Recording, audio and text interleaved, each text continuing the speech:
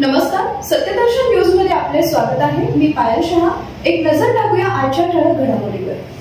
देवेंद्र फडणवीस नवे सीएम होणार। आजच दिल्लीत शिक्कामोर्तब। राज्याच्या मुख्यमंत्री पदासाठी देवेंद्र फडणवीसांचं नाव निश्चित करण्यात आले असल्याची माहिती सूत्रांकडून मिळतेय। नुकत्याच झालेल्या विधानसभा निवडणुकीच्या निकालात महायुतीला सर्वाधिक 230 जागा मिळाल्या, तर महाविकास आघाडीच्या पारड्यात केवळ 46 जागा पडल्या। त्यामुळे राज्यात महायुतीचे सरकार येण्यावर शिक्कामोर्तब झालंय।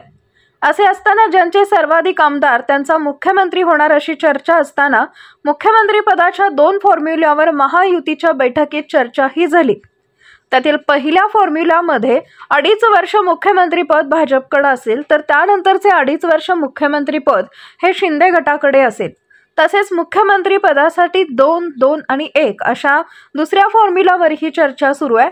या फॉर्म्युल्यानुसार भाजपकडे 2 वर्ष, शिंदे गटाकडे 2 वर्ष आणि अजित पवारांकडे 1 वर्ष मुख्यमंत्रीपद देण्यात येणार आहे। मात्र महायुतीत भाजपला सर्वाधिक 132 जागा मिळाल्या असल्यानं पुढील 5 वर्ष भाजपचा मुख्यमंत्री असावा आणि देवेंद्र फडणवीसांना मुख्यमंत्रीपद मिळावं यासाठी अनेक कार्यकर्ते आग्रही आहेत। देवेंद्र फडणवीसांच्या नेतृत्वात भाजपला राज्यात मोठं यश मिळालंय अशी भावनाही कार्यकर्त्यांकडून व्यक्त केली जाते। मात्र आज संध्याकाळपर्यंत दिल्लीत देवेंद्र फडणवीसांच्या नावावर मुख्यमंत्री म्हणून शिक्कामोर्तब केला जाण्याची शक्यता आहे।